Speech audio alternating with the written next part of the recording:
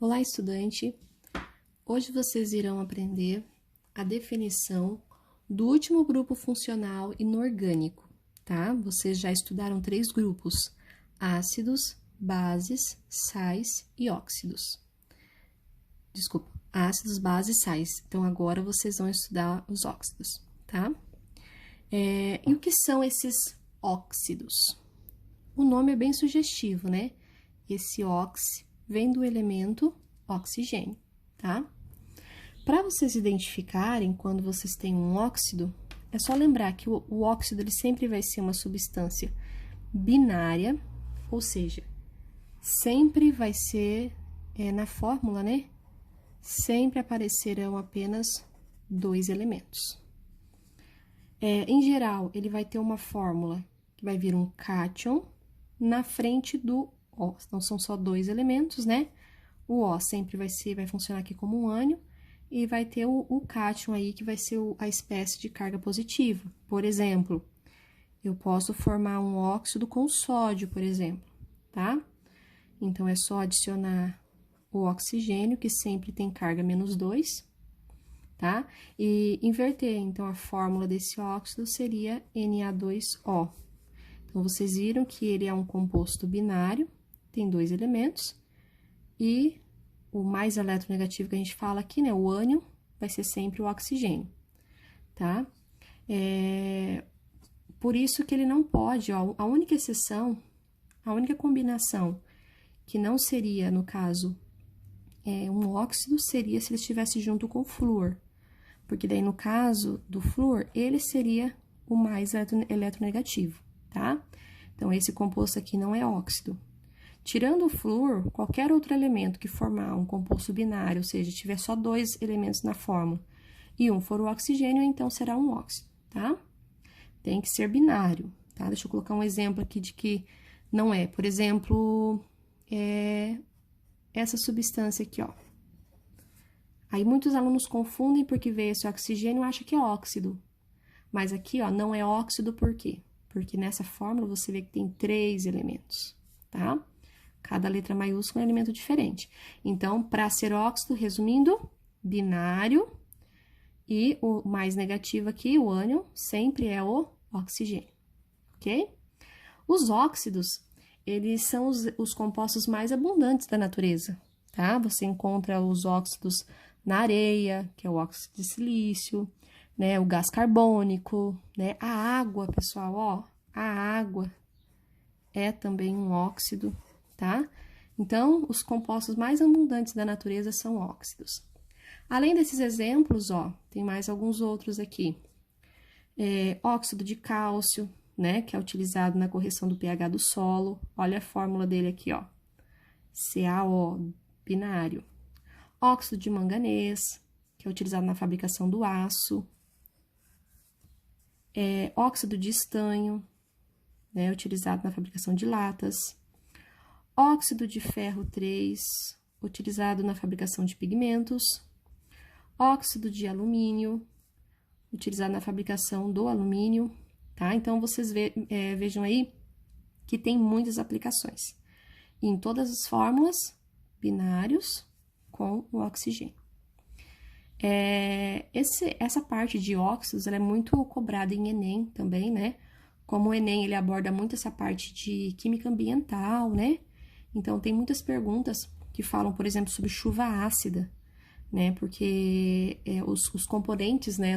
Os poluentes que estão no ar e pode levar a chuva ácida são todos óxidos. São os óxidos de enxofre, que são esses 2 aqui, SO2 e SO3, e alguns óxidos de nitrogênio, tá? Então, esses componentes aqui, ó, em locais que tem muita poluição, quando chove, eles reagem com a água da chuva, né? Aí a água da chuva passa a ter uma característica ácida, por isso chamado de chuva ácida, ok? Então, é um conteúdo muito abordado aí em algumas provas de Enem, certo? E assim como nas outras funções que vocês estudaram, essa parte, é claro, também tem a nomenclatura, né? A regrinha para os nomes. Então, nós temos 2 tipos, existem vários tipos de óxidos, tá? Existe a classificação dos óxidos, mas aqui nós vamos falar de 2 espécies, que são os óxidos iônicos, Óxidos iônicos você terá quando você tiver um metal ligado no oxigênio, tá? Lembra que o oxigênio é não metal, então quando você liga não metal com metal, metal e não metal, isso é uma ligação iônica.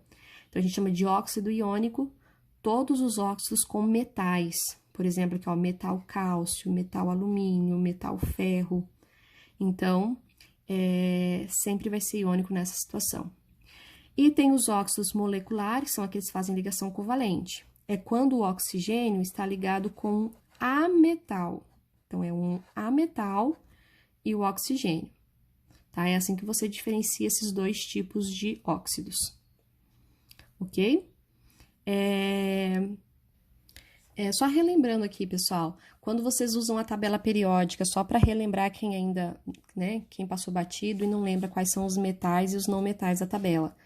Lembrem aí, ó, que exceto o hidrogênio, que é esse primeiro aqui, todos esses outros do começo da tabela são todos metais, tá? Então, toda essa parte aqui, ó, salmão e essa verdinha, claro, você tem metais, ó, que você viu o alumínio, galho, né, estanho, chumbo, tudo metal. Essa parte em verde mais escurinho aqui, ó, que são os não metais, tá? Então, em resumo, se o oxigênio estiver com metal, qualquer elemento dessa parte inicial da tabela, você vai ter um óxido iônico. E se for com qualquer ametal desse, né, incluindo o hidrogênio, tá? Aí você vai ter um óxido molecular.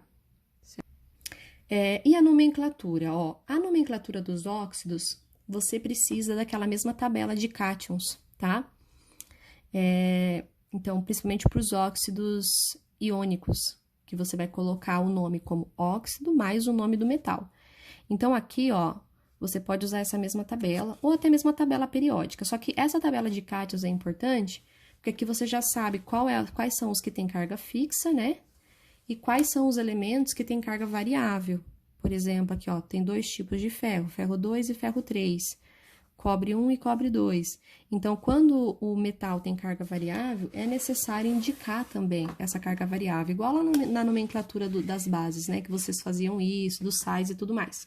Então, olha aqui os exemplos, pessoal, ó. Então, quando o óxido é iônico, você vai colocar sempre a palavra óxido no começo, e o nome desse metal. Então, aqui nós temos dois exemplos, ó, de metais de carga fixa, então fica só óxido de cálcio, óxido de alumínio.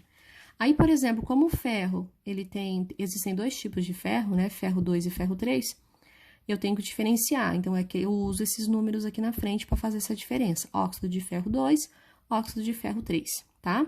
Como que eu sei aqui qual é o 2, qual é o 3? Então, observa aqui, ó, lembra que esse 3, de onde que veio esse 3 aqui?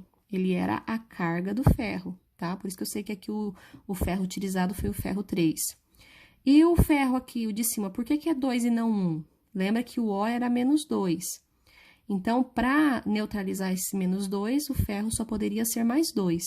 Então, por isso ficou óxido de ferro 2, tá? Então, esses são exemplos, essa é a regra de nomenclatura dos óxidos iônicos. Agora, se você tiver um óxido molecular, você vai ter que usar alguns prefixos de quantidade antes do nome desse elemento, tá? Então, por exemplo, aqui, ó, CO. Quantos oxigênios tem nessa fórmula? Só um. Então, eu uso o prefixo mono e fica, então, monóxido de carbono. Porque, por exemplo, ó, se fosse essa fórmula aqui, ó, CO2, não tem 2 oxigênios? Eu deveria usar o prefixo di, para indicar que é um dióxido de carbono. Entenderam? Então, toda vez que o oxigênio estiver ligado com a metal, você tem que fazer essa regrinha aqui, usar um prefixo de quantidade antes dos nomes, tá? Mono, di, tri, tetra, ou até mesmo penta. Dá uma olhada nesse exemplo aqui, ó. Aqui tem 5 oxigênios. O prefixo de 5 é pente, então ficou pentóxido de, e aqui tem 2 nitrogênios. Aí eu coloquei dinitrogênio, ok? Então, são essas duas regrinhas de nome. Ambas sempre é óxido na frente, tá? A diferença é que se for um óxido molecular, você coloca esse prefixo de quantidade. Muito bem, espero que vocês tenham entendido essa definição aí, ó, de todos esses óxidos, tá? É importantíssimo você saber diferenciar os óxidos dos outros grupos que vocês já estudaram.